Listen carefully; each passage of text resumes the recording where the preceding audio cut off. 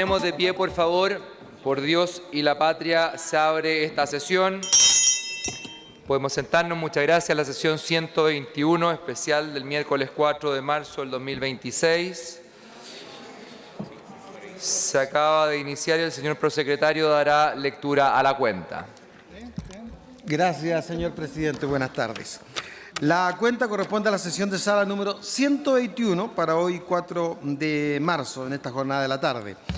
Se ha recibido un informe de la Comisión de Futuro, Ciencias, Tecnología, Conocimiento e Innovación, recaído en el proyecto de ley iniciado en moción, que establece límites al desarrollo de la inteligencia artificial en resguardo de los derechos humanos fundamentales. Proyecto iniciado en moción de la diputada señora Ahumada, que modifica la ley número 10.336 para restituir la facultad de la Contraloría General de la República de ponderar aspectos de mérito en el control de legalidad y la realización de auditorías. Eso es, señor presidente. Muchas gracias. Habrían palabras sobre la cuenta. Cerrada la cuenta, entonces. Iniciando el orden del día. Bueno, antes de iniciar el orden del día, saludamos, que ahora sí está presente, a doña Marcela Riquelme Aliaga, por estar el día de hoy de cumpleaños. Así que la saludamos con mucho cariño. Iniciando el orden del día, corresponde continuar con el debate en el segundo informe reglamentario del proyecto de ley originado en moción, que modifica la ley 20.065 a fin de encargar al Servicio Médico Legal la identificación de los restos humanos bajo su custodia correspondiente a víctimas de violaciones de los derechos humanos, correspondiente al boletín 17.095-17. Para la discusión de este proyecto se otorgará hasta 3 minutos a cada diputado y diputada que se inscriba para hacer uso de la palabra. Informe rendido y damos la palabra.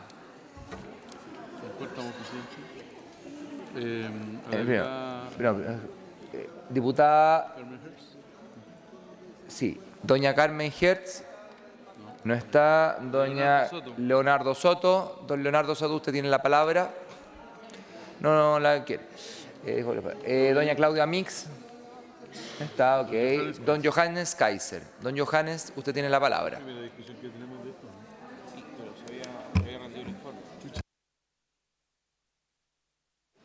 Señor presidente, muchísimas gracias. Señor presidente, hacer presente que nosotros el día de ayer votamos un proyecto de ley que transforma un programa del actual Ejecutivo en norma, que es el proyecto de búsqueda. Les quiero hacer presente que en el informe del Instituto Nacional de Derechos Humanos del 2023, página 76, en el inciso número 3, el propio Instituto Nacional de Derechos Humanos decía que el plan de búsqueda tenía que empezar con la identificación de los restos que se encontraban en el servicio médico legal. Durante nuestra comisión investigadora por los restos óseos que se habían encontrado en la Universidad de Chile, señor presidente, el Instituto Médico Legal nos confirmó que ellos realizaban pericias de la mano de lo que eran las órdenes que entregaban los jueces. Es decir, no podían actuar de manera autónoma, no podían identificar de manera autónoma si no recibían las órdenes de para las distintas pericias de los magistrados a cargo de las causas. Por esa razón, señor presidente, habían a octubre del año pasado 1.244 protocolos de osamentas en el servicio médico legal, siendo cada protocolo de osamenta, ya fuera para una osamenta o un grupo de osamentas. Este proyecto de ley es el resultado y es la respuesta directa a la necesidad que describió el servicio médico legal de poder tener la posibilidad de avanzar con las pericias sin necesariamente requerir de la autorización o del mandato del magistrado. Entonces, la verdad es que no comprendo la oposición a este proyecto que se ha dado en más de una ocasión. Sí les puedo plantear que comprendo la crítica a una parte del proyecto, y esa crítica era respecto de una limitación. No era una limitación, sino que era para obligar al Servicio Médico Legal a avanzar rápidamente de 2 años, ¿no? Para que estuvieran listos en 2 años con los restos en su poder de haberlos identificado. Yo me comprometí con el colega Héctor Ulloa, damas y caballeros, por su intermedio, señor presidente, a que en el Senado se introduzca una indicación que elimine esa limitación. Y estoy reconociendo ese compromiso aquí. Necesitamos entonces entregarle esta facultad o autorizar al Servicio Médico Legal para que pueda operar sin necesariamente recibir el mandato judicial, porque de otra manera no vamos a avanzar nunca. Los jueces no están avanzando en estas materias.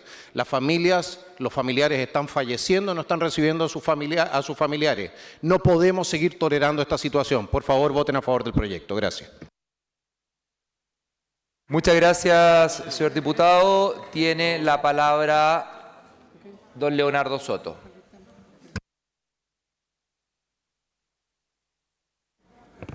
Muchas gracias, señor presidente.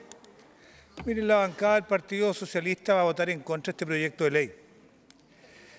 Pareciera en su título que persigue un objetivo noble o correcto, porque dice, este proyecto busca modificar la ley 20.065 a fin de encargar al Servicio Médico Legal la identificación de restos humanos bajo su custodia correspondiente a víctimas de violación a los derechos humanos.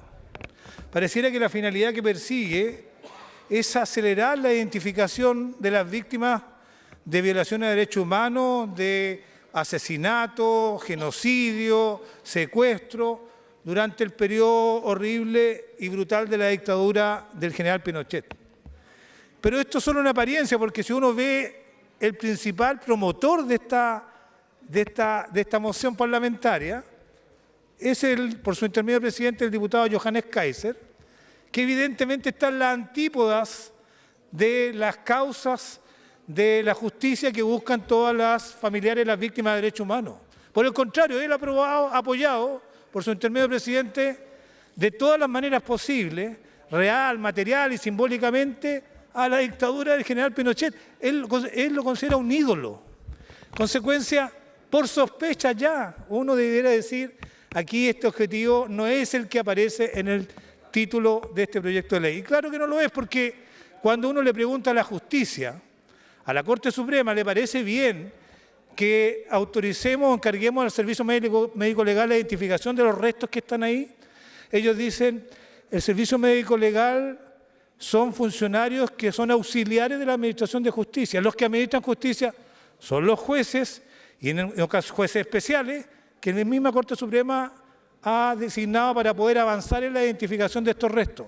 Los jueces, además, y lo dice la Corte Suprema, ya han dado las órdenes correspondientes para poder hacer la identificación a través de pericia.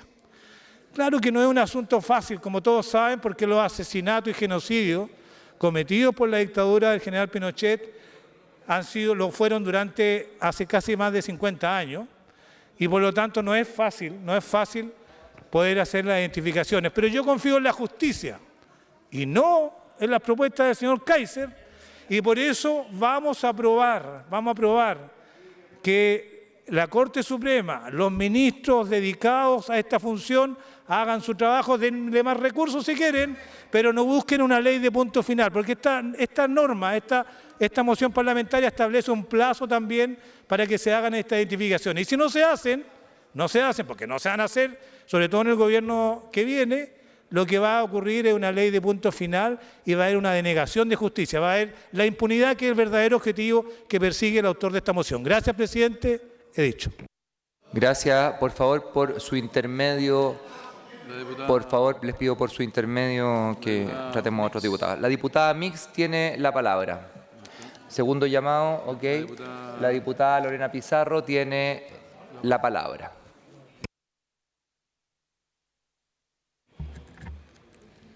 Gracias, presidente. La verdad que quiero decir algunas cosas nomás, porque creo que este es un proyecto también que reviste un negacionismo y una impunidad disfrazada. Aquí no hay interés en identificar, aquí no hay interés en encontrar responsables, aquí no hay interés en saber qué pasó con las víctimas de desaparición forzada. Yo no sé si ustedes se conformarían, si tienen un familiar desaparecido, casi con identificar huesos, falanges, minúsculos pedazos sin tener el nombre de los responsables y qué pasó con su familiar. Eso es lo primero. Lo segundo que quiero decir, que los procesos de identificación no es que se encuentra una osamenta y se le adjudica a un detenido o detenida desaparecida. Son procesos largos, donde primero hay que determinar si corresponden a la fecha en que fueron secuestrados y luego ser identificados en un protocolo de ADN nuclear que no siempre da la posibilidad de identificar por la forma brutal en que nuestros familiares fueron inhumados. Quiero decir que sí hay fragmentos óseos en el médico legal, lo sabe también el diputado Johannes Kaiser por su intermedio. Esos son fragmentos que hoy día no hay norma científica que permita identificar. Y yo no sé si aquí alguien puede creer que hay un interés de identificar cuando el diputado mocionante de este proyecto de ley es amigo de Miguel Krasnov-Marchenko, que ha perdido incluso el control en la Comisión de Derechos Humanos cuando se le ataca a su gran amigo, que es un defensor del dictador, que jamás le dice dictador, sino que presidente. Lo que le interesa a este señor es avanzar en un tema que permita que salga de la conciencia nacional, que cada vez salgan que en Chile aún hay personas detenidas, desaparecidas. Me parece tan impresentable como todo a lo que apunta este sector respecto a nuestros familiares. Nosotros les queremos identificar en dignidad, conociendo el nombre de los responsables y conociendo qué barbaridades le hicieron esos responsables civiles y uniformados. No nos prestamos para este. Muchas gracias, diputada. Queremos saludar a quien está, antes de darle el punto por reglamento, queremos saludar al padre don Diego Ibáñez, que se encuentra en las tribunas hoy en día acá en nuestra Cámara. Bienvenido acá. Lo estamos saludando a usted, al padre don Diego Ibáñez. Muchos cariños de acá desde la testera.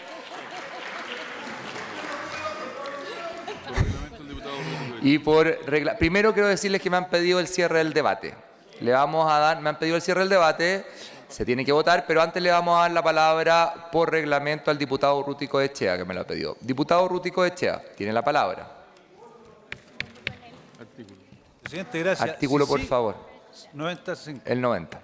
Si sigue el debate, presidente, yo le pido por favor que sea riguroso en lo siguiente. El socialismo y el comunismo lo que se han dedicado es a atacar al autor del proyecto, además con cosas que son falsas, no han hablado sobre el proyecto y se han dado 10.000 vueltas para llegar a una conclusión errónea, estúpida y falsa. Entonces le ruego, presidente, que tengan más coraje cuando están hablando estupideces y no hablan sobre el proyecto. Okay. Muchas gracias, presidente. Gracias, diputado. No voy a dar más palabras y vamos a votar el cierre del debate. Dije que iba a dar una palabra por reglamento y vamos al cierre del debate. En votación el cierre del debate. Después del cierre del debate. Después del cierre del debate, si quieren todas las palabras del reglamento. Han votado todas las señoras y señores diputados. Primer llamado, segundo llamado, han votado todas las señoras y señores diputados. Deja que vote. Ya, ok. Han votado todas las señoras y señores diputados. Primero, segundo, tercer llamado. Resultado de la votación. ¿El resultado de la votación? Así es. ¿Resultado de la votación? Resultado de la votación. Por la afirmativa, 51 votos, 15 en contra, 1 abstención. Se cierra el debate. Aprobado. Pasamos al segundo lugar. Corresponde tratar el segundo informe reglamentario del proyecto de ley iniciado en moción que modifica el Código Procesal Penal con el objeto de aumentar el plazo máximo para considerar una situación entre las hipótesis de flagrancia correspondiente al boletín 16.481/25.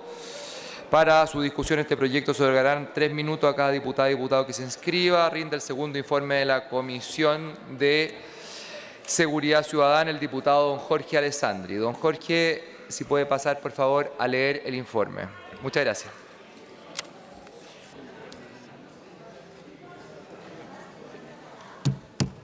Cuando partamos con la investigadora.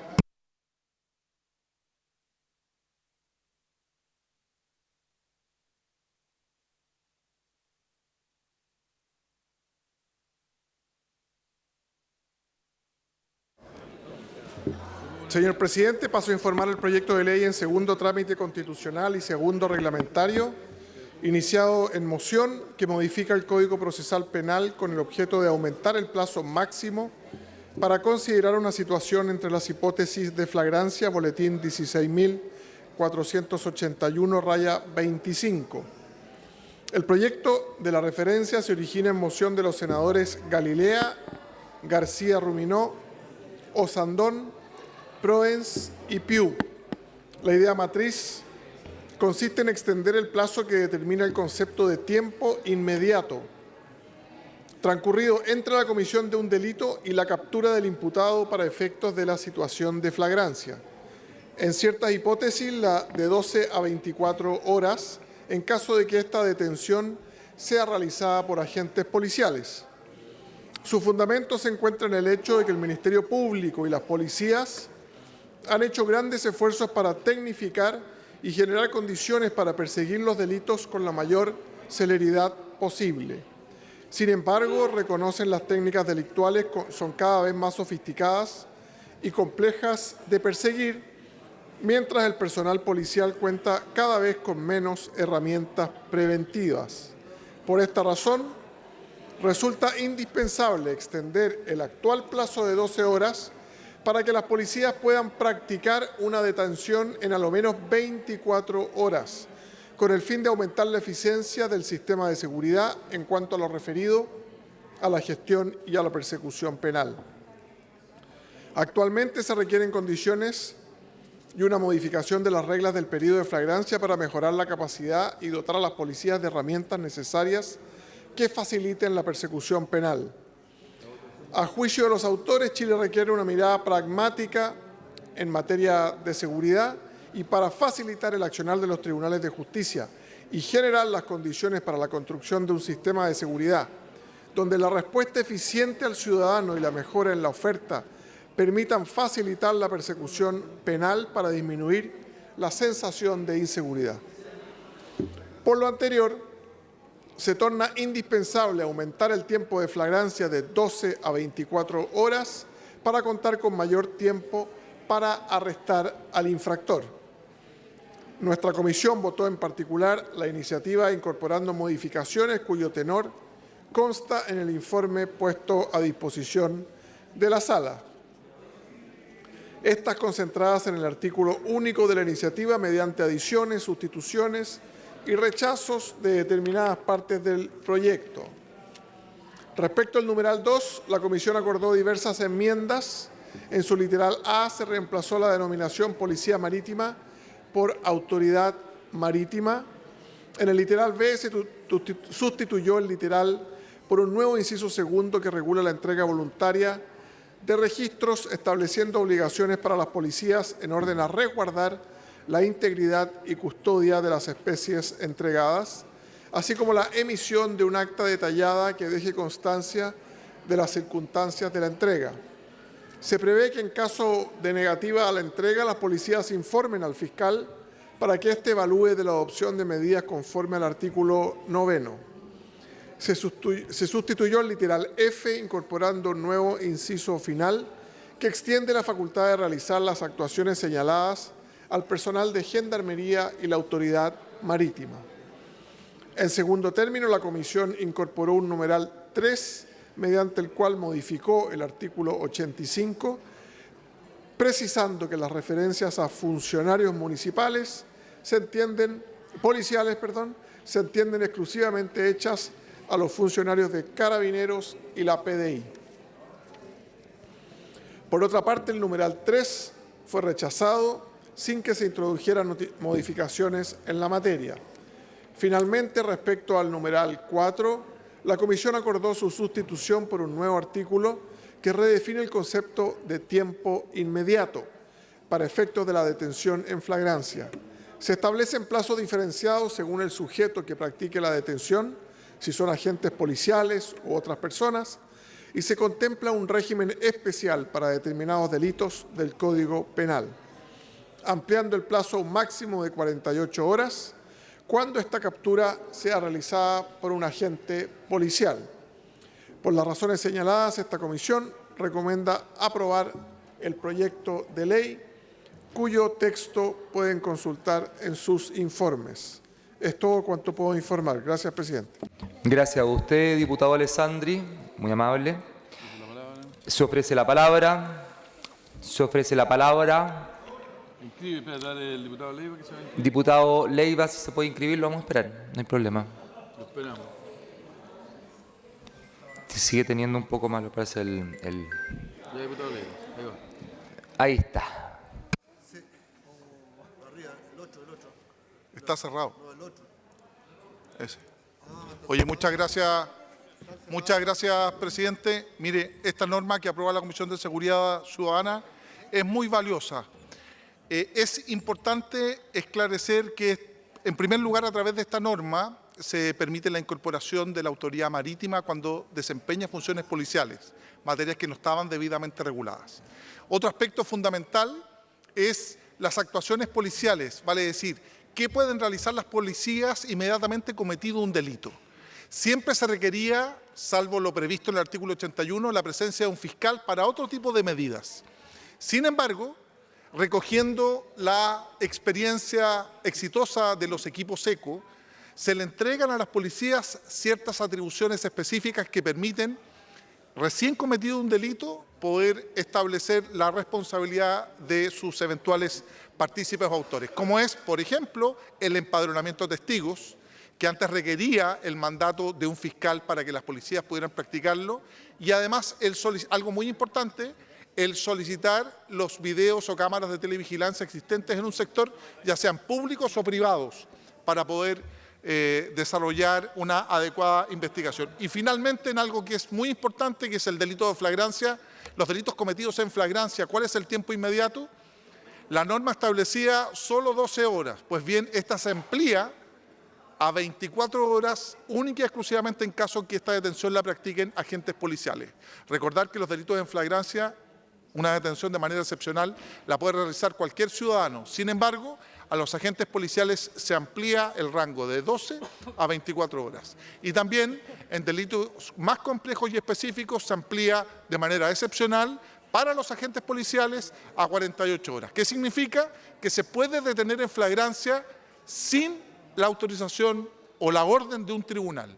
Estas medidas, autoridad marítima, primeras funciones que realiza la policía después de cometido un delito y la impresión de flagrancia, sin lugar a dudas van a consolidar y van a apoyar al desarrollo de la investigación de los delitos en nuestro país y significa, sin lugar a dudas, un avance muy significativo en la persecución criminal. Muchas gracias, presidente, por eso proponemos votar a favor de esta norma.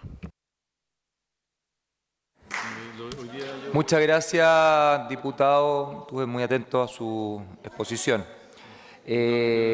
Diputado don Cristian Araya tiene la palabra. Muchas gracias, presidente. Presidente, esto es un proyecto que va en la línea correcta. Lamentablemente no tuvo el respaldo del Ejecutivo que uno hubiese esperado para un proyecto que va en la dirección correcta. Este proyecto fue priorizado por la Comisión de Seguridad con la resistencia del Ejecutivo.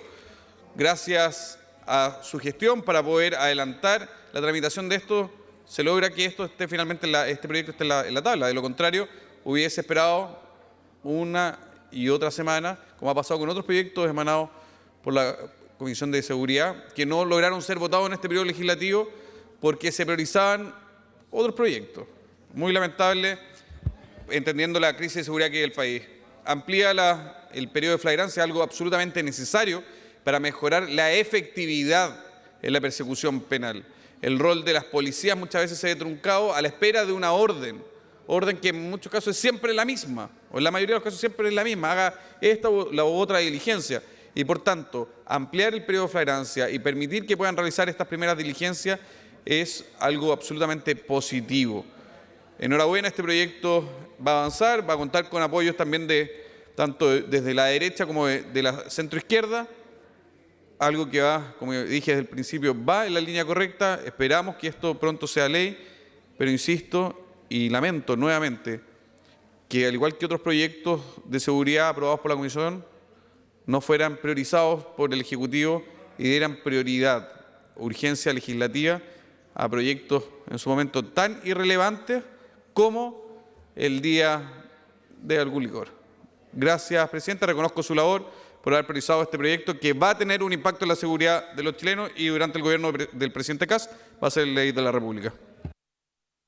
Gracias, señor diputado. Efectivamente, por eso hice esta sesión especial. Muchas gracias. Tiene la palabra ahora don Leonardo Soto. Don Leonardo Soto tiene la palabra. Atento yo. Muchas gracias, señor presidente. La bancada del Partido Socialista va a aprobar este proyecto de ley que se tramitó en la Comisión de Seguridad Pública Ciudadana y que estuvo presente el diputado Raúl Leiva, porque la verdad que tiene varias mejoras en relación a las facultades autónomas de las policías para perseguir a los autores de ciertos delitos o de la mayoría de los delitos. Este proyecto lo que hace es aumentar el plazo máximo para considerar una situación entre la hipótesis de flagrancia. Mire, presidente, la mayoría de los delitos que se cometen en este país son perseguidos por orden judicial. Uno hace una denuncia y los jueces son los que ordenan a las policías su investigación, su indagación, averiguar quiénes son los testigos, las pruebas, etcétera, hasta poder lograr dar con el paradero de los autores de los delitos. Pero hay una situación que es excepcional, que permite a las policías, la PDI, Carabineros, poder detener a personas, investigarlas, recopilar pruebas, sin ninguna orden judicial. ¿Cuándo es eso? Cuando se da la hipótesis de flagrancia, que son circunstancias excepcionales, cuando se comete el delito, por ejemplo, se está cometiendo el asalto y la policía interviene en el medio de la comisión del delito, por supuesto que puede detener, puede recoger todas las pruebas, etcétera, sin orden judicial. También cuando recién se ha cometido el delito y se determina, se encuentra el sujeto con los objetos provenientes del delito, cuando se encuentra a la banda reunida repartiéndose el botín, etcétera. Evidentemente, las policías pueden, de alguna manera, tomar decisiones autónomas para detener, para poder requisar, decomisar, etcétera. Pero ese plazo de la flagrancia, porque estas son hipótesis de flagrancia, no es eterno. Son 12 horas desde que se cometió el delito. Pasadas las 12 horas, aunque la policía encuentre al autor de un delito, con las pruebas del delito, no puede detenerlo directamente, sino que pedir una orden judicial. Bueno, este proyecto lo que hace es cambiar esa hipótesis y establece que en la mayoría de las hipótesis de flagrancia las policías van a tener 24 horas para poder accionar activamente en las detenciones de los autores de delito, cuando la víctima los señala, cuando se encuentran huellas en su cuerpo de que ha cometido recién el delito o es señalado por su víctima. Y en esos casos, evidentemente, fortalecen las capacidades y las facultades que tienen nuestras policías. Este es un proyecto que respalda a las policías, siempre van a tener control judicial, pero también respalda la lucha que está dando todo el país para enfrentar esta alza de delitos y crímenes que tienen en franco aumento la preocupación de parte de todos los chilenos. Así que vamos a aprobar este proyecto, presidente. Gracias. Muchas gracias a usted, diputado. Vamos a darle la palabra ahora al diputado don Johannes Kaiser.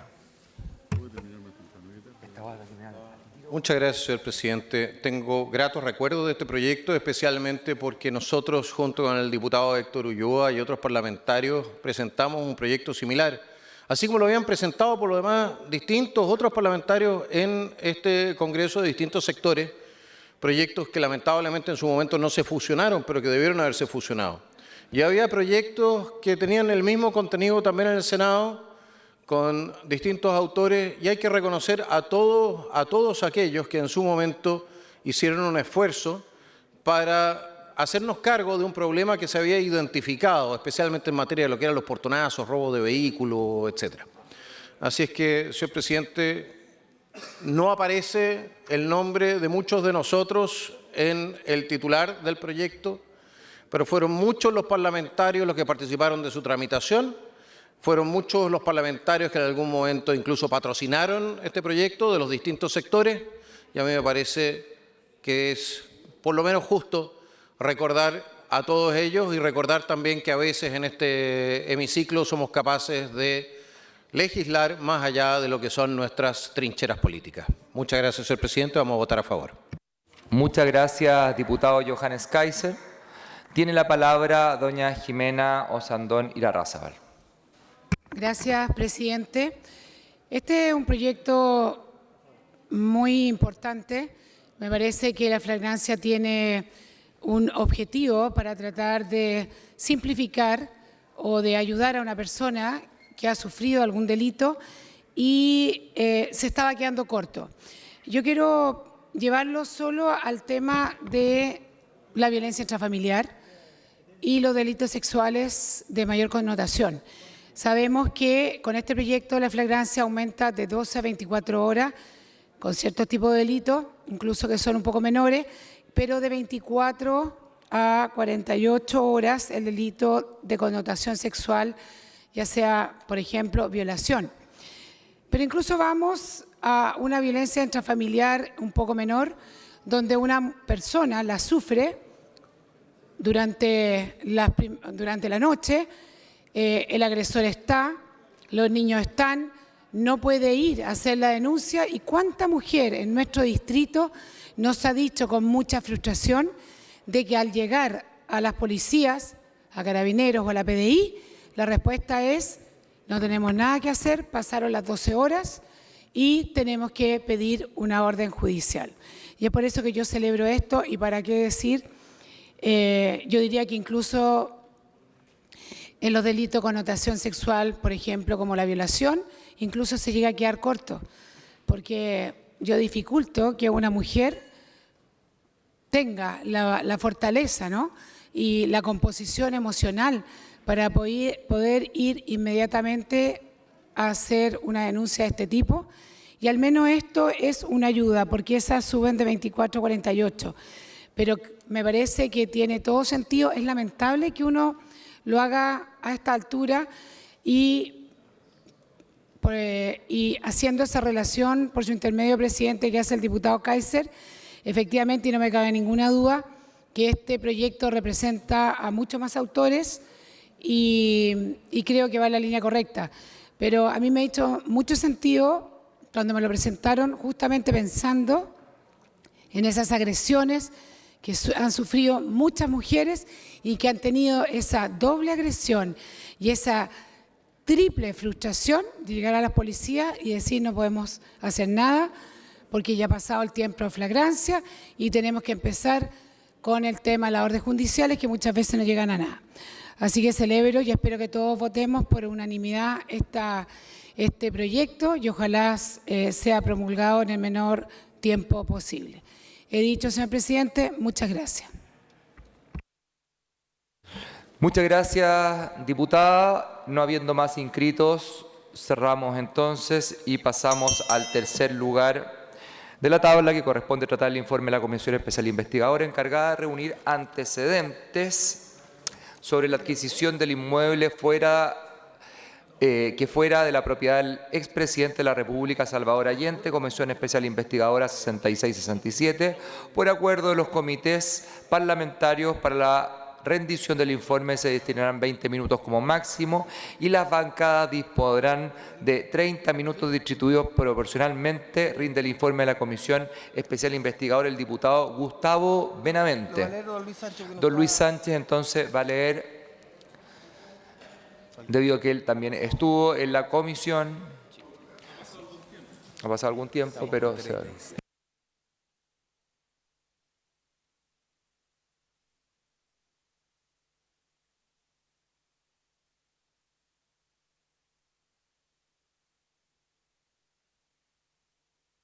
Gracias, diputado. Tiene la palabra usted.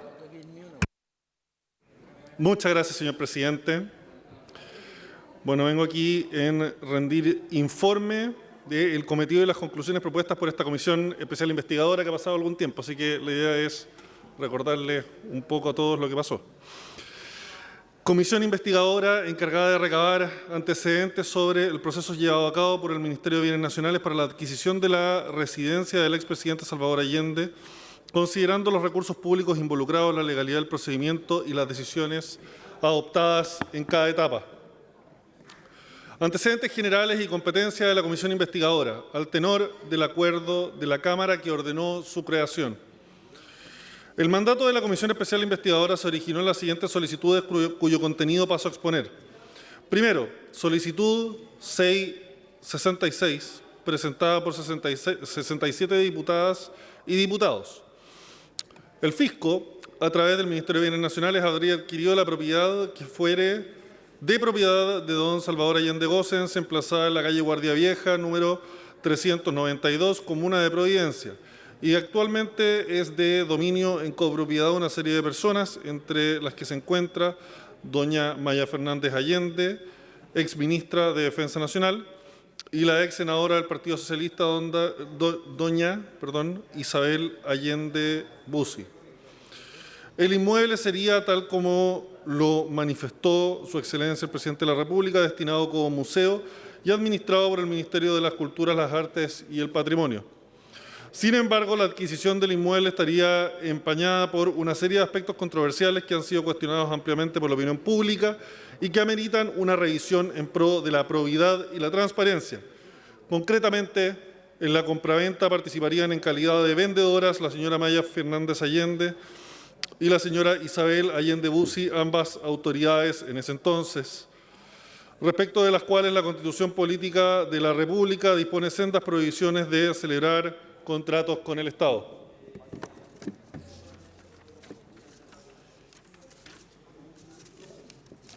En relación con lo anterior, el inciso final del artículo 37 bis de nuestra Carta Fundamental es enfática en señalar que durante el ejercicio de su cargo los ministros estarán sujetos a la prohibición de celebrar o caucionar contratos con el Estado, actuar como abogados o mandatarios en cualquier clase de juicio o como procurador o agente en gestiones particulares de carácter administrativo, ser director de bancos o de alguna sociedad anónima y ejercer cargos de similar importancia en estas actividades. Por su parte, el inciso segundo del artículo 60 de la Carta Fundamental señala que, abro comillas, cesará en el cargo el diputado o senador que durante su ejercicio celebrare o caucionare contratos con el Estado o el que actuare como procurador o agente en gestiones particulares de carácter administrativo, en la provisión de empleos públicos, consejerías, funciones o comisiones de similar naturaleza.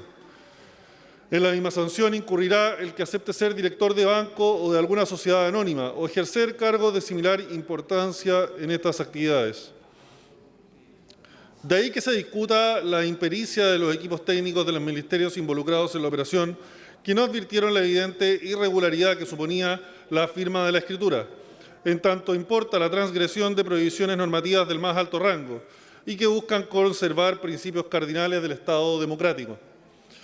Otro elemento a revisar sería el precio que terminaría pagando el fisco por la propiedad, el que excede por mucho el avalúo fiscal. En dicho contexto, la adquisición del inmueble podría presentar errores de tasación que perjudican el patrimonio fiscal. Esta solicitud fue aprobada por la Sala en sesión del 13 de enero del año 2025. Segundo, solicitud 667, suscrita por 62 diputadas y diputados. Antecedentes. Primero, el Ministerio de Bienes Nacionales inició los trámites para adquirir la casa del expresidente Salvador Allende en Providencia, con la intención de transformarla en un museo para preservar su legado histórico. El día 20 de diciembre de 2024, la Contraloría General de la República tomó razón de los decretos que autorizaban la compra de esta propiedad y otra vinculada al expresidente Patricio Elwin Azócar. Segundo, el 31 de diciembre de 2024 el Gobierno informó públicamente su intención de adquirir ambas casas, justificando la medida como parte de un plan para resguardar el patrimonio histórico de los expresidentes del país. Tercero, posteriormente al anuncio se reveló que una de las copropietarias de la Casa de Allende es la exministra de Defensa, Maya Fernández Allende. Este antecedente supone un problema, y así lo ha reconocido el propio Gobierno, dado que la Constitución prohíbe a los ministros realizar contratos con el Estado, por lo que surgieron dudas sobre la constitucionalidad de toda la operación. En virtud de ello, el 3 de enero de 2025, el Ministerio de Bienes Nacionales, a través de un comunicado, decidió abandonar la compra de la Casa de Allende. Por otro lado, el proceso de adquisición de inmuebles por parte del Estado implica necesariamente un estudio exhaustivo de los títulos de propiedad. En ese caso, la revisión de los títulos debió identificar que la señora Maya Fernández Allende estaba sujeta a la prohibición del artículo 37 bis de la Constitución, porque figuraba como copropietaria del inmueble. En ese sentido, la omisión deja dudas y resulta necesario aclarar si hubo una revisión adecuada de los antecedentes. La solicitud anterior fue aprobada por la Sala en sesión del 20 de enero del 2025. Conclusiones y propuestas aprobadas por la Comisión. La Comisión Especial Investigadora aprobó por 7 votos a favor y 5 en contra el texto con las conclusiones y propuestas presentado por las diputadas señoras Paula Labre y Marlene Pérez, por los diputados señores Gustavo Benavente, Andrés Longton, Leonidas Romero y Luis Sánchez. Votaron a favor los parlamentarios antes individualizados y la diputada Joana Pérez, y en contra lo hicieron las diputadas señoras Lorena Pizarro y Clara Zagardía, y los diputados señores Roberto Celeón, Raúl Leiva y Raúl Soto. El resumen de dicho documento es el siguiente. Conclusiones. Letra A. El viacrucis presupuestario. De Cultura a Bienes Nacionales, la trama del traspaso de recursos públicos. El proceso investigado sobre la fallida adquisición por parte del Estado de la casa del expresidente Salvador Allende no solo estuvo marcado por desprolijidades técnicas y jurídicas, sino que además desde su origen se vio empañado por una grave improvisación institucional en materia presupuestaria. En este proceso, la Dirección de Presupuestos, DIPRES, lejos de ejercer su rol de garante técnico del buen uso de los recursos públicos, mostró una actitud pasiva y excesivamente complaciente frente a la decisión presidencial. En base a los antecedentes recopilados por la Comisión, es posible concluir que el Congreso Nacional jamás aprobó la adquisición de la vivienda del expresidente Allende, como se argumentó erróneamente en el discurso gubernamental, ya que la modificación presupuestaria para permitir dicha adquisición se hizo posterior a la discusión parlamentaria y de forma interna, mediante instrucción presidencial. Letra B. La inexistencia de un protocolo claro de retasación, improvisación técnica y vulnerabilidad institucional. Uno de los elementos más críticos evidenciados por la Comisión Especial Investigadora fue la ausencia de un procedimiento claro, estandarizado y normativamente obligatorio para la retasación de bienes inmuebles, cuando existe una discrepancia entre tasaciones públicas y privadas. Esto se vio especialmente en el caso de la casa del expresidente Salvador Allende, donde surgieron notorias diferencias entre las 3 tasaciones privadas gestionadas por el CERPAT y la tasación oficial realizada internamente por el Ministerio de Bienes Nacionales. Letra C.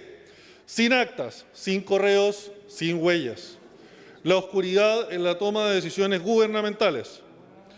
El proceso se caracterizó desde sus inicios por la falta casi absoluta de registros escritos formales, actas de reuniones, correos electrónicos institucionales, memorandos internos o minutas oficiales, que permitieran reconstruir fehacientemente las razones, discusiones y fundamentos tras cada una de las decisiones adoptadas.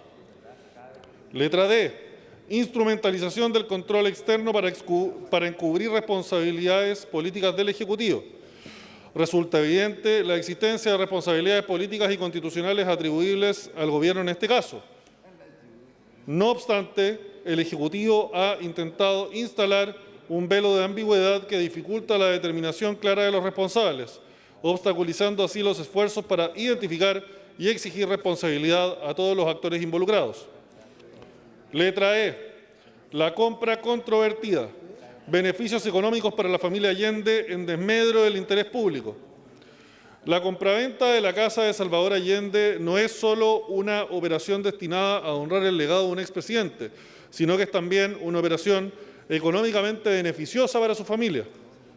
Así que ha demostrado, después de la participación del tasador inmobiliario Demetrio Benito, quien sostuvo que el precio del inmueble, si bien era verosímil, se encontraba dentro del rango más alto posible para un inmueble de este estado de conservación y de esta ubicación.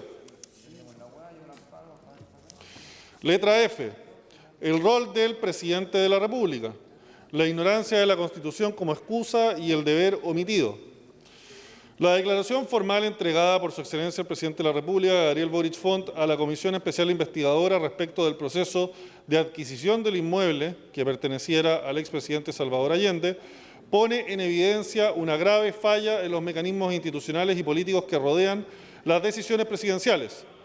El oficio número 670, enviado a la Comisión el 10 de junio de 2025, revela un intento explícito del mandatario por eximirse de la responsabilidad directa, sosteniendo que desconocía las potenciales inhabilidades constitucionales que rodean la adquisición. Segundo, resumen de las propuestas. Letra A. El rol ejercido por Leonardo Moreno y Bernardita Nazar, asesores de la Presidencia, revela la necesidad urgente de revisar y regular el funcionamiento institucional del segundo piso de la moneda, para evitar futuras situaciones similares. Al respecto se recomienda, primero, formalizar legalmente la función asesora del segundo piso, incluyendo explícitamente la obligación de documentar toda comunicación e informe realizado por estos asesores. Segundo, exigir una rendición de cuentas públicas y periódicas del actuar del segundo piso, especialmente cuando sus decisiones afecten procesos administrativos estratégicos. Letra B. Evaluar la pertinencia de las declaraciones de monumento nacional como vía preferente. Se ha planteado que la vía idónea para proteger la casa del expresidente Allende era declararla monumento nacional o inmueble de conservación histórica. Sin embargo, esta ruta fue descartada sin fundamento explícito, motivo por el cual resulta altamente recomendable instruir al Consejo de Monumentos Nacionales, que en procesos de alto interés público emita informes proactivos que evalúen dicha alternativa, de modo que las compras con cargo al erario se justifiquen solo si el mecanismo de conservación patrimonial resulta inviable. Letra C. Ampliación del control preventivo de legalidad a un control de razonabilidad administrativa en casos calificados. Durante el desarrollo de la Comisión Especial Investigadora se constató que el Decreto Supremo número 38 del 2024 fue tomado de razón sin observaciones jurídicas de fondo por parte de la Contraloría, pese a que posteriormente se evidenciaron serios conflictos de interés y eventuales inhabilidades constitucionales.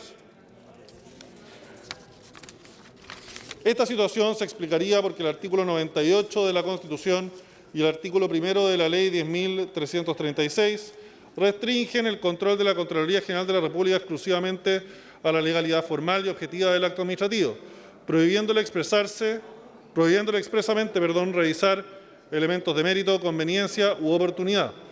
Sin embargo, en actos de alta significancia política y presupuestaria, por ejemplo, adquisiciones de bienes inmuebles superiores a cierto umbral o que involucren a autoridades públicas en conflicto, esta prohibición impide detectar decisiones desalineadas con el interés público. Letra D. Modificar el decreto número 2421, que fija el texto refundido de la Ley de Organización y Atribuciones de la Contraloría General de la República, para permitir que las incapacidades, inhabilidades e incompatibilidades constitucionales puedan ser siempre observadas, aun cuando, en virtud de la materia fiscalizada, dichas incapacidades, inhabilidades e incompatibilidades constitucionales no sean causa de representación. Letra E. Para aclarar la extensión de responsabilidades administrativas, resulta necesario iniciar investigaciones sumarias al interior del Ministerio de Secretaría General de Gobierno, así como de la Presidencia de la República. Letra F.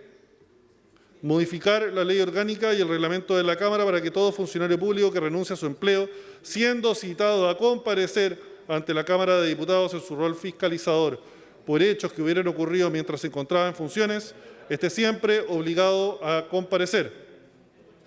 Vinculado con lo anterior, se recomienda poner urgencia a la tramitación de diversos proyectos que modifican tanto la Carta Fundamental como la Ley Orgánica Constitucional del Congreso Nacional para hacer efectiva la comparecencia de exfuncionarios públicos y de particulares ante las comisiones investigadoras de la Cámara de Diputados. Por las razones expuestas, la Comisión Especial Investigadora recomienda a la Sala aprobar las conclusiones y recomendaciones que ha señalado. Es cuanto puedo informar. Le agradezco mucho, diputado, y no habiendo inscritos, pasamos entonces.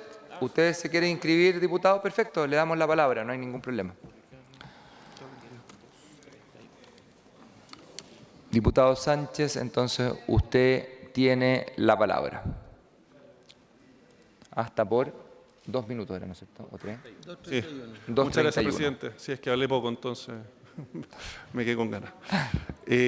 No, es para no usar de la posición, porque ahí es solo para leer el informe, señor presidente, pero también tengo algunos comentarios respecto de esto. En primer lugar, yo creo que el hecho de que estemos discutiendo hoy día esta Comisión Especial Investigadora da cuenta una vez más del problema que tenemos aquí en la Cámara de Diputados, del lento avance de estos informes para que sean discutidos acá en la sala. Se ha pasado bastante tiempo desde que ocurrió este incidente con la fallida compra de la casa de Salvador Allende.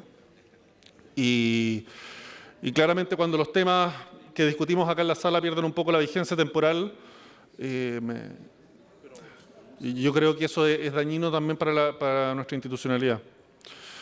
Y en segundo lugar, respecto del fondo, quiero destacar especialmente la última parte de las conclusiones y recomendaciones, la última.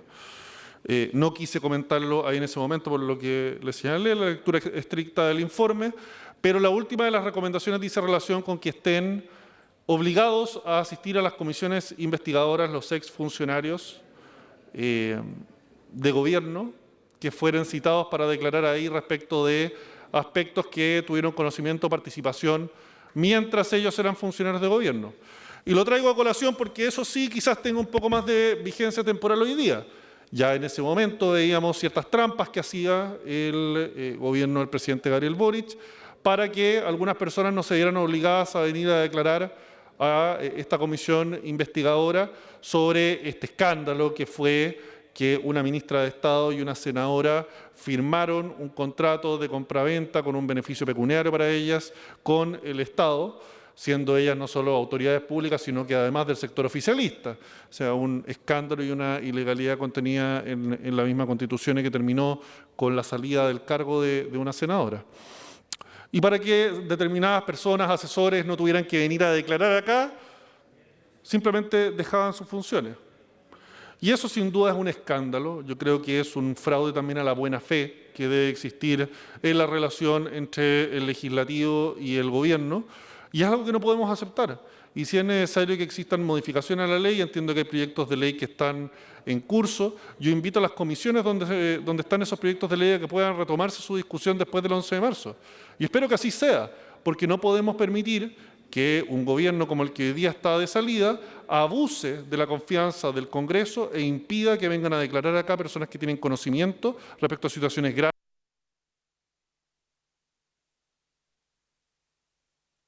Diputado Arroyo, usted tiene la palabra. Muchas gracias, señor presidente.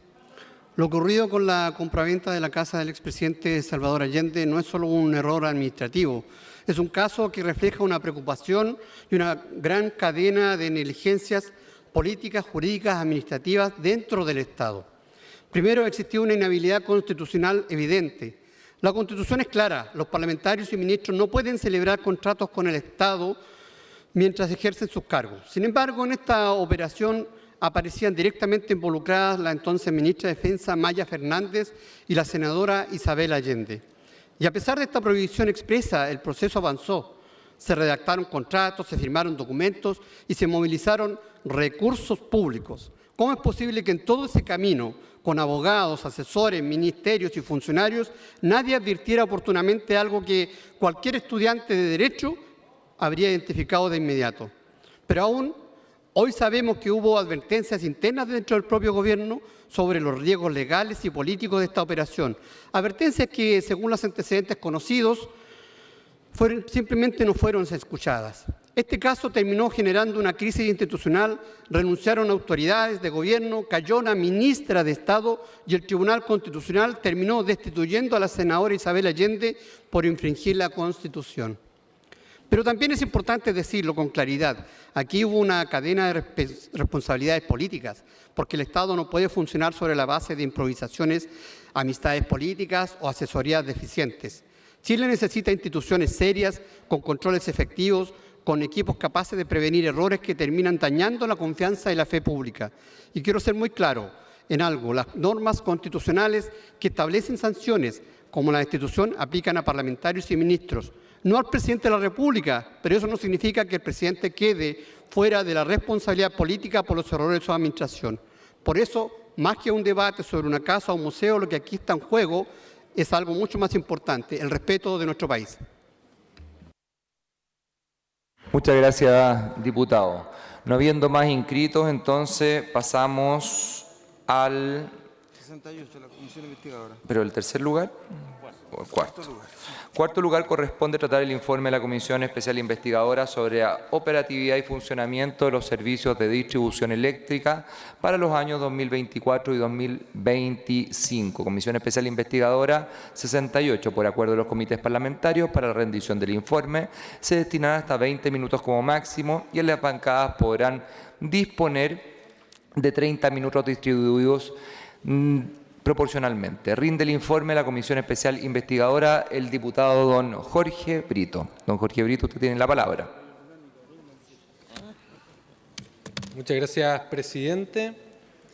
En mi calidad de diputado informante de la Comisión Especial Investigadora encargada de reunir antecedentes sobre las actuaciones del Ministerio de Energía, el de Transporte, de Economía, la Superintendencia de Electricidad, la Comisión Nacional de Energía y el Servicio Nacional del Consumidor en el cumplimiento de las normativas sectoriales en cuanto a la fiscalización, la coordinación, la operatividad y el funcionamiento de los servicios de distribución eléctrica entre los años 2024 y 2025.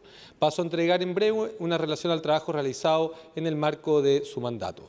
Dicho mandato tuvo por finalidad reunir antecedentes sobre los determinados actos de gobierno, en especial sobre las actuaciones de los referidos ministerios y servicios públicos en el cumplimiento de sus obligaciones legales.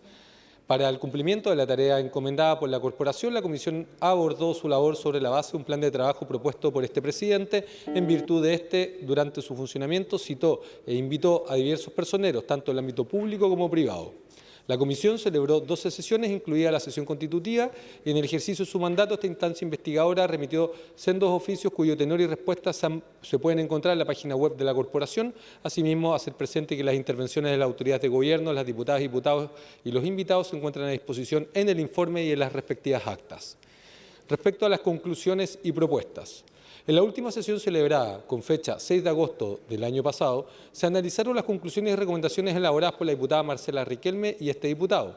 A requerimiento del diputado Jaime Mulet y con el propósito de resaltar y perfeccionar algunos aspectos de la propuesta de conclusiones, se incorporó un párrafo nuevo y final al numeral 2 sobre la demora en la reposición del sistema del siguiente tenor. Cabe destacar que la región de Atacama fue particularmente afectada, ya que la reposición del servicio eléctrico se realizó con posterioridad respecto del resto del país. Esta demora se debió al robo de aproximadamente 1.800 metros de cable en las inmediaciones de la subestación eléctrica Galleguillos, ubicadas en la comuna de Copiapó.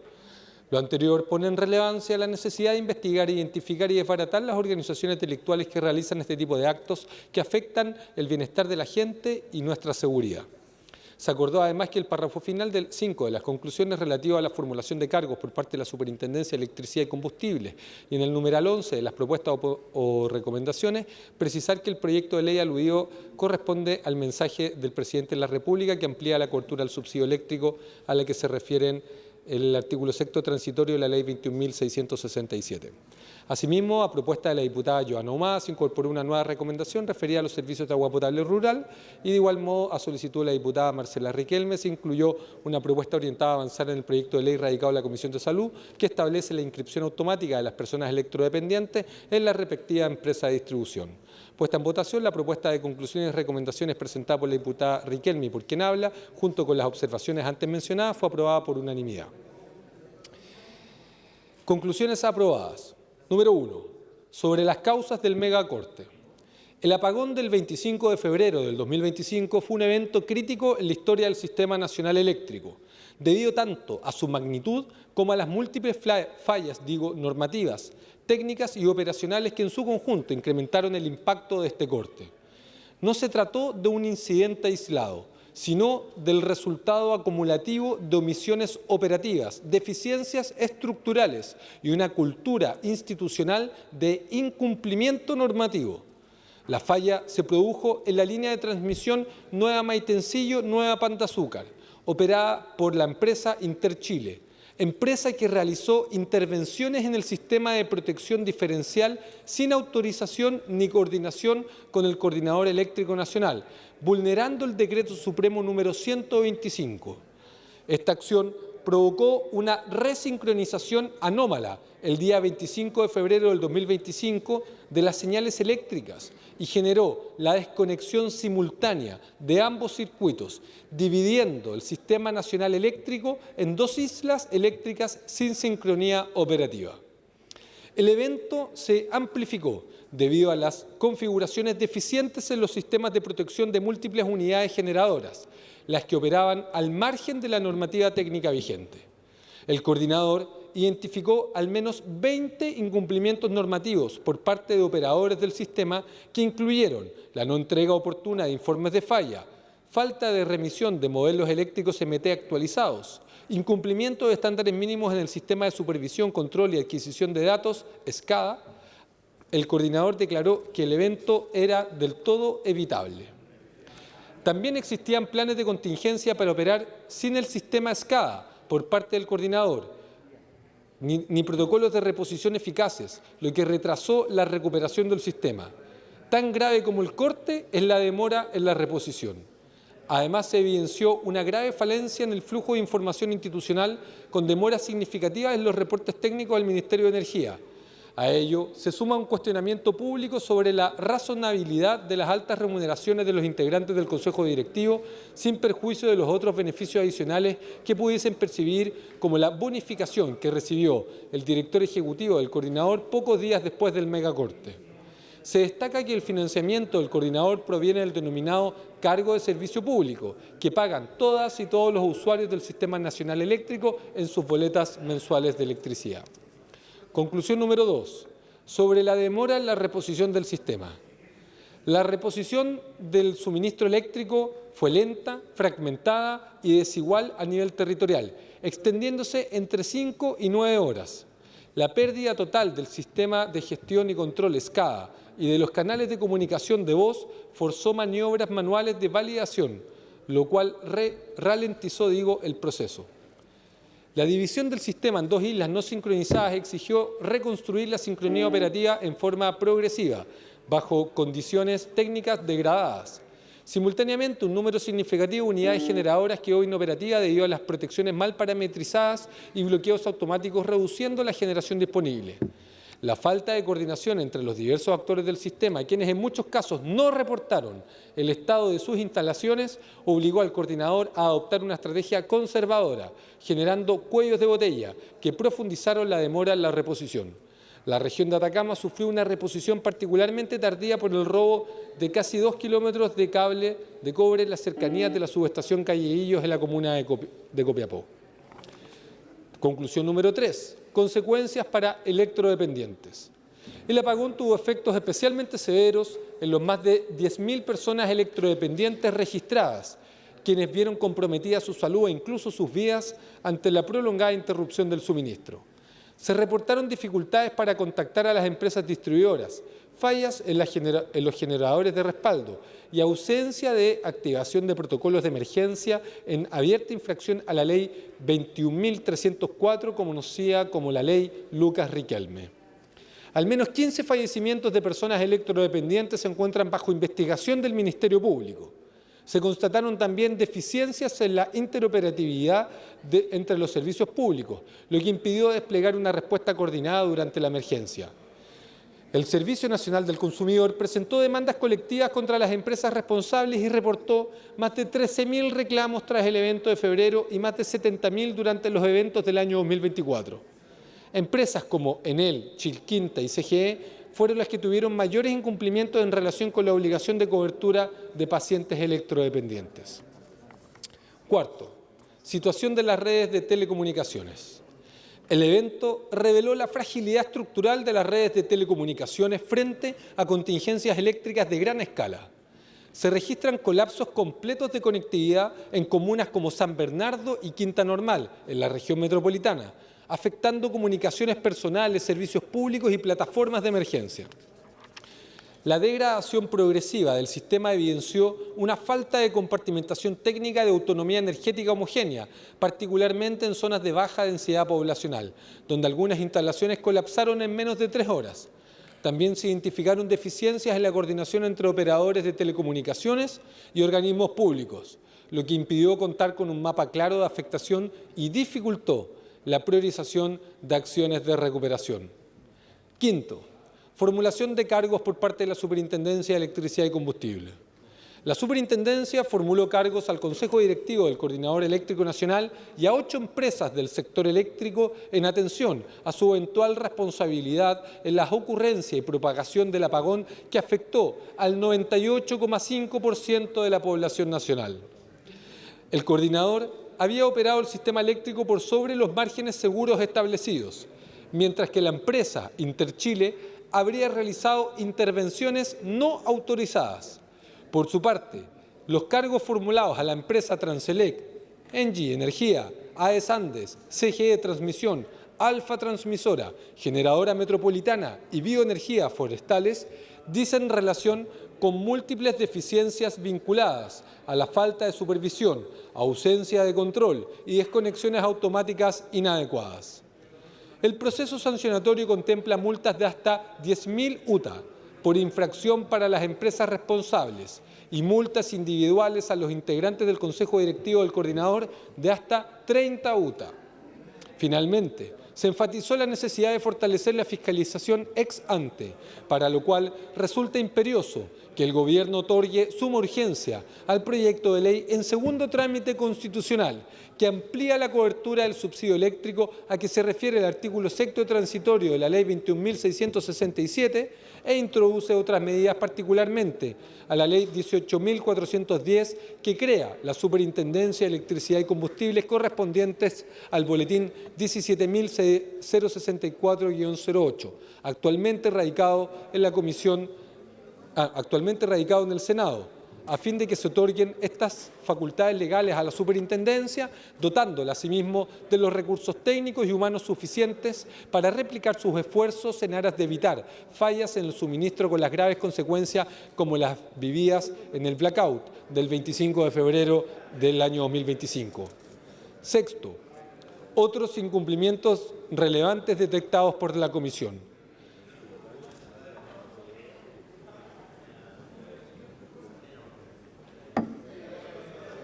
El Coordinador Eléctrico Nacional incumplió reiteradamente su obligación de calcular, reportar adecuadamente la energía interrumpida, así como de denunciar a los operadores infractores. Se identificaron múltiples fallas, incluyendo duplicación de eventos, errores en planillas, omisiones graves y falta de validación técnica de la información entregada a la superintendencia. Estas deficiencias, además de impedir el cierre técnico de los procesos de compensación de 2023 y 2024, constituyen una infracción grave a lo dispuesto en el reglamento número 52 y en los estatutos del propio coordinador. El incumplimiento sostenido de sus deberes de supervigilancia, particularmente del Consejo Directivo, puede ser causal de destitución conforme a la legislación vigente. Propuestas o recomendaciones. En primer lugar, la Comisión propone la Superintendencia de Electricidad y Combustibles planteó una serie de modificaciones legales con el objetivo de agilizar los procesos sancionatorios, fortalecer la fiscalización y ampliar la responsabilidad individual de ejecutivos y representantes legales de las empresas coordinadas. Entre estas propuestas se destaca la creación de un procedimiento abreviado para infracciones graves en eventos críticos y reducir los plazos procesales y permitir que las sanciones alcancen no solo a las personas jurídicas de las empresas, sino también a personas naturales cuando haya dolo, negligencia grave o infracciones reiteradas. Se considera indispensable que el Ejecutivo recoja estas propuestas y las transforme en un proyecto de ley a la brevedad. En segundo lugar, otro punto es la necesidad de revisar y reforzar los estándares técnicos de protección y configuración de los equipos, en especial en el caso de las unidades generadoras. Durante el apagón del 25 de febrero del 2025, diversas centrales eléctricas se desconectaron prematuramente debido a la configuración errónea de parámetros de frecuencia. Ante esta situación, tanto la Superintendencia de Electricidad como el Coordinador Eléctrico Nacional coincidieron en la necesidad de revisar la norma técnica de seguridad y calidad de servicio, incorporando validaciones independientes de los parámetros de protección y estableciendo obligaciones más estrictas para las empresas. Es fundamental que estas modificaciones sean elaboradas de manera coordinada entre los organismos competentes y presentadas a la Comisión de Minería y Energía de esta corporación en el corto plazo. En tercer lugar, se propone crear un sistema centralizado y obligatorio de monitoreo de alta resolución para que el Coordinador Eléctrico Nacional pueda acceder en tiempo real al estado operativo de todas las instalaciones del sistema. Actualmente, la disponibilidad de esta información depende de la voluntad de las mismas empresas, lo que quedó en evidencia durante el apagón, cuando muchos dispositivos, unidades de adquisición de medidas, estaban desactivados o no transmitieron información necesaria. Resulta imprescindible establecer por ley la obligación de instalar y mantener estos dispositivos en puntos críticos de la red, con supervisión directa del coordinador. Tratándose de modificaciones a las facultades legales del coordinador, se requiere que el Ejecutivo ingrese un proyecto de ley lo antes posible. En cuarto lugar, desde un punto de vista de diseño institucional, representantes del panel de expertos y del Tribunal de Defensa de la Libre Competencia manifestaron la necesidad de revisar el proceso de nominación de los consejeros del Coordinador Eléctrico Nacional. Se propone avanzar hacia un sistema más transparente y basado en el mérito que asegure independencia técnica, diversidad de perfiles y estabilidad de criterios. Además, se sugiere que las remuneraciones de los consejeros estén acorde a los criterios establecidos en la Ley 21.233 o derechamente someterlos a las autoridades comprendidas por dicha normativa, motivo por el cual se recomienda al Ejecutivo proponer las modificaciones que correspondan. En quinto lugar, se propone fortalecer los mecanismos de simulación ante fallas críticas y escenarios extremos. Esto permitiría dotar al coordinador eléctrico y a los organismos técnicos del Estado de herramientas más eficaces para prever y contener emergencias como la ocurrida. Se propone que estas simulaciones se incorporen obligatoriamente en los planes de expansión y operación y que las empresas estén obligadas a entregar modelos técnicos actualizados y validados. El cumplimiento de esta medida debe ser exigido por el coordinador e informado a la superintendencia respecto a su cumplimiento. En sexto lugar, en materia de compensaciones, la normativa vigente establece que si la superintendencia determina que una interrupción del servicio no responde a fuerza mayor y se exceden los indicadores de continuidad, las empresas deben compensar a los usuarios.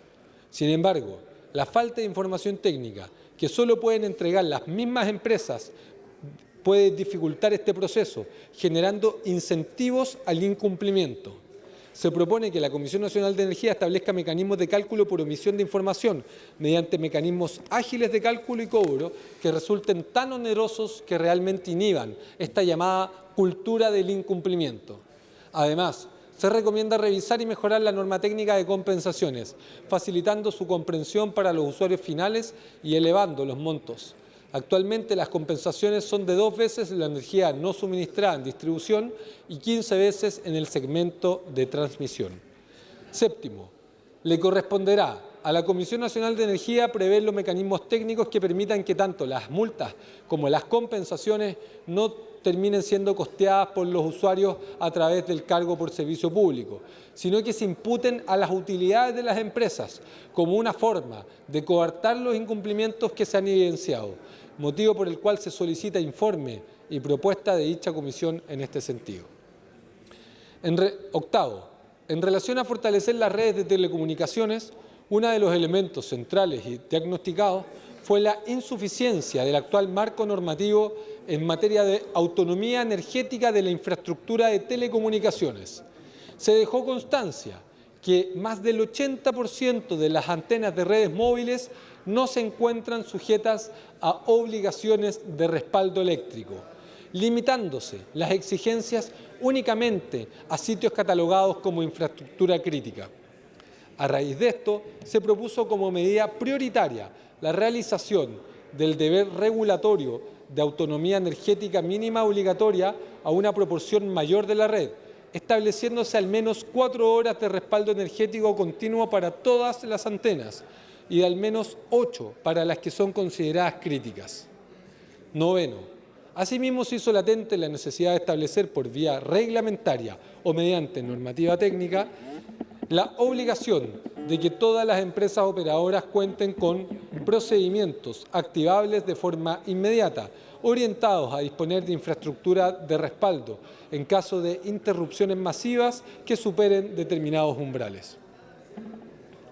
Décimo, durante el apagón se activó de manera extraordinaria un mecanismo de roaming nacional de emergencia que permitió a los usuarios conectarse a redes de otros operadores donde su proveedor estaba inoperativo. En atención a su utilidad operacional, se propone formalizar el mecanismo de roaming nacional a través de acuerdos sectoriales o disposiciones técnicas que permitan su activación automática ante situaciones de crisis o emergencia, lo que no solo recaerá en las autoridades de telecomunicaciones, sino también en instituciones de emergencia como el Servicio Nacional de Prevención y Respuesta ante Desastres. A diferencia del Coordinador Eléctrico Nacional, la Superintendencia de Electricidad y Combustibles carece de atribuciones para instruir inversiones preventivas o exigir acciones a las empresas antes de que ocurra una falla. Por este motivo, se considera fundamental otorgar suma urgencia al proyecto de ley ya mencionado, que corresponde al boletín 17.064 actualmente en el Senado, ampliando las facultades de la superintendencia y dotándola de recursos humanos y técnicos suficientes para replicar sus esfuerzos en aras de evitar fallas en el suministro con las graves consecuencias como las vividas en el blackout del 25 de febrero del 2025. En relación con las personas electrodependientes, la superintendencia comprometió una fiscalización más estricta en lo referente a la entrega de generadores, suministro de combustible y asistencia telefónica para personas electrodependientes. Sin embargo, persiste una brecha crítica entre el diagnóstico médico y la inscripción efectiva del paciente con la empresa distribuidora. Se propone avanzar en una modificación normativa, materia que está siendo abordada por la Comisión de Salud de esta corporación, que permita la inscripción automática del usuario desde el hospital o centro de salud donde se emita el diagnóstico. Y finalmente, en relación con los servicios de agua potable rural y constatado el estado crítico en que estos quedan ante un corte de suministro eléctrico, se propone además de declararlos infraestructura crítica para estos efectos que las empresas de distribución eléctrica estén obligadas a proveer los sistemas necesarios de generación de energía junto con asegurar su suministro. Asimismo, se plantea que las autoridades competentes desarrollen programas de reconversión energética hacia fuentes de energía renovables de bajo o nulo costo, priorizando las comunidades rurales y más apartadas. Es todo cuanto vengo a informar. Muchas gracias, señor presidente.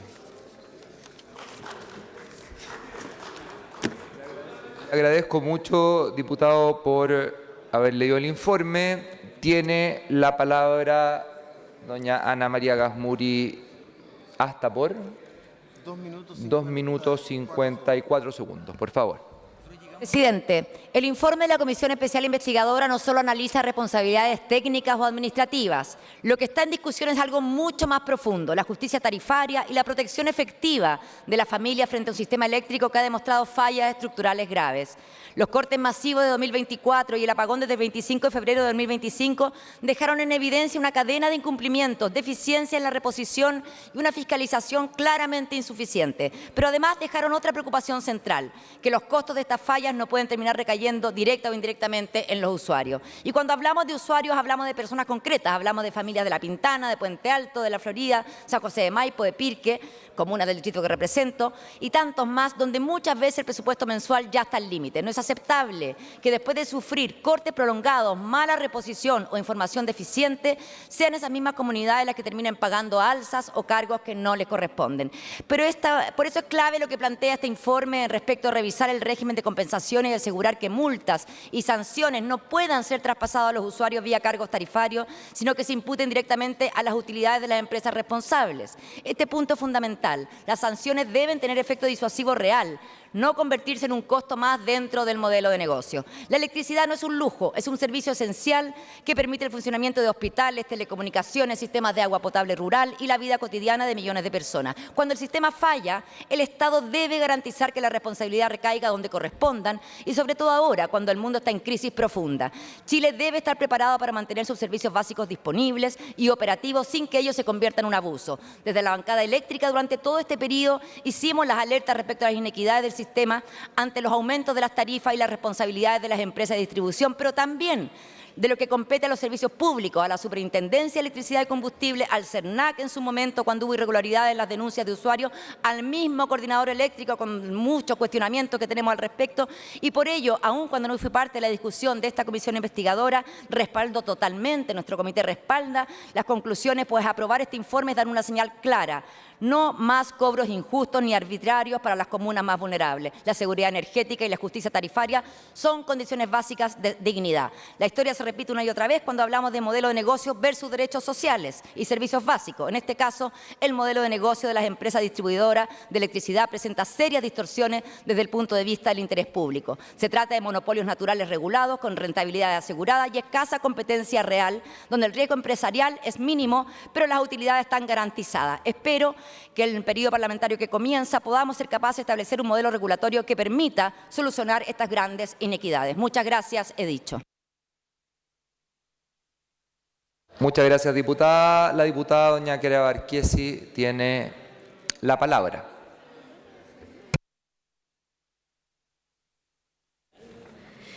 Gracias, señor presidente. Estamos a puertas de votar el informe de la Comisión Especial Investigadora sobre operatividad y funcionamiento de los servicios de distribución eléctrica entre los años 2024 y 2025, algo que afectó a todo nuestro país. A pocos días de que termine el mandato del presidente Boric, discutir las conclusiones de esta comisión investigadora es más que oportuno, porque mientras algunos intentan instalar la idea de un legado, los hechos muestran otra cosa. Un gobierno marcado por la improvisación, la opacidad y una constante, casi estructural, incapacidad de anticipar riesgos. Un gobierno donde una y otra vez los costos de los errores no los asumen las autoridades ni las empresas, los terminan pagando todos los chilenos. Este informe confirma esa realidad con crudeza. Un megacorte que dejó al 98% del país sin luz no fue un accidente inevitable. Fue el resultado de una cultura del incumplimiento que el Estado no previno ni contuvo. Empresas que intervienen en obras sin autorización, otras que mantienen su sistema de protección mal configurados y un coordinador eléctrico nacional que en plena emergencia perdió visibilidad, respaldo y capacidad de control. Durante horas, Chile estuvo literalmente a oscuras y también a ciegas. Pero la dimensión más dolorosa de esta tragedia es humana. Más de 10.000 electrodependientes quedaron abandonados, sin generadores, sin respuestas, sin protocolos. Al menos 15 personas fallecieron mientras empresas como Enel y GCE no activaban medidas básicas y el Estado no exigía nada con anticipación. Lo que en cualquier país sería inadmisible, aquí terminó siendo tratado como un desperfecto más del sistema. Y mientras eso ocurría, mientras familias perdían alimentos, electrodomésticos y seguridad, el director ejecutivo del CEN recibía un bono de 71 millones financiado por la misma boleta de la luz que millones de chilenos siguieron pagando respetuosamente cada mes. Si hay un símbolo del desajuste institucional de este gobierno, es ese. Todo esto ocurrió bajo la conducción política del Ministerio de Energía, un ministerio que allá había ocultado información en materia tarifaria y que hoy exhibe nuevamente improvisación, opacidad y falta de control sobre un sector crítico. La Superintendencia de Electricidad y Combustible solo puede sancionar después de los hechos, nunca prevenirlos, y el Ejecutivo no hizo nada para corregir esa debilidad antes de que el país quedara paralizado. Muchas gracias a usted, diputada. No habiendo más inscritos, entonces se cierra la discusión. Y lo que vamos a hacer, esperando que lleguen los parlamentarios que están en este momento en la biblioteca, es suspender durante 15 minutos esta sesión.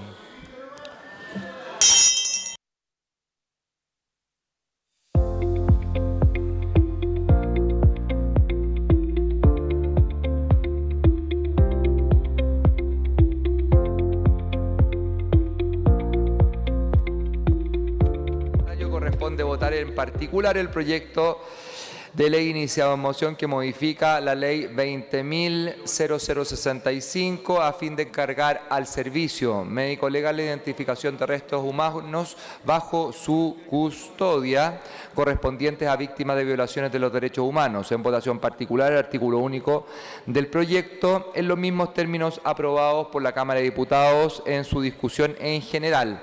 En votación.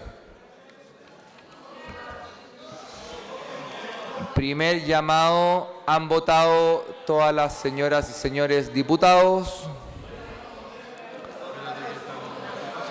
Segundo llamado, ¿han votado todas las señoras y señores diputados? ¿Que no puede votar usted? ¿Tiene un problema técnico? ¿Hace tiempo? ¿Qué cosa? Ya siéntese un rato este hombre. Está en la última sesión. Ya. El segundo llamado, han votado todas las señoras y señores diputados. Resultado de la votación. Por la afirmativa, 59 votos, 40 en contra, 2 abstenciones. Aprobado y se despacha el proyecto al Senado. Corresponde votar en particular el proyecto de ley iniciado en moción que modifica el Código Procesal Penal con el objeto de aumentar el plazo máximo para considerar la situación entre las hipótesis de flagrancia.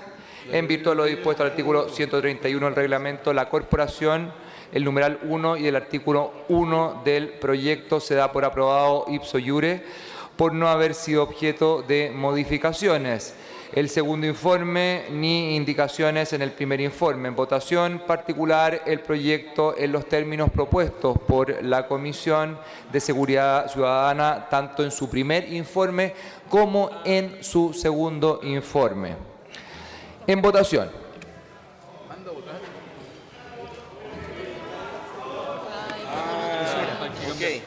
¿Han votado todas las señoras y señores diputados? El llamado. Segundo llamado. ¿Han votado todas las señoras y señores diputados?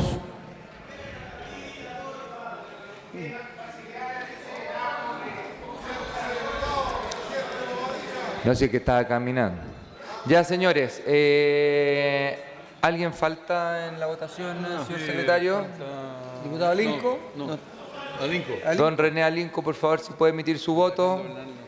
Sí. Ya,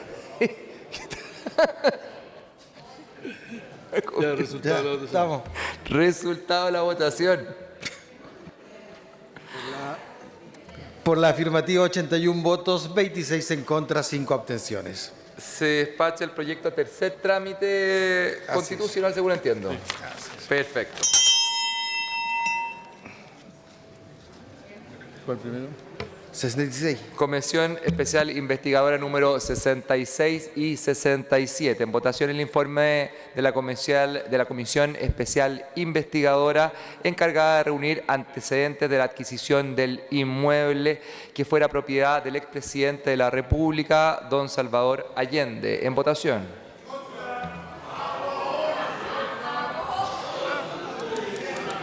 Primer llamado. ¿Han votado todas las señoras y señores diputados? No voy a dar palabras por reglamento por ahora. ¿Han votado todas las señoras y señores diputados? Diputados y Fuentes. Diputados y Fuentes, por favor. Come Mellado. Don Come Mellado. ¿Cuántos son ya? Y vamos a esperar. Los dos no corran. Estamos ok.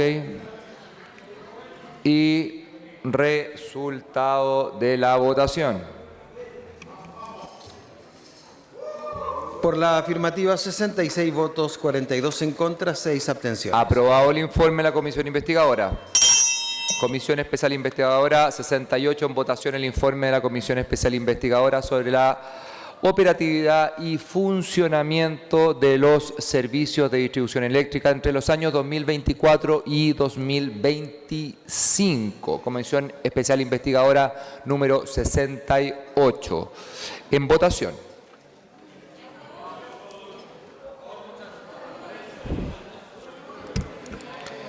¿Han votado todas las señoras y señores diputados? Primer llamado.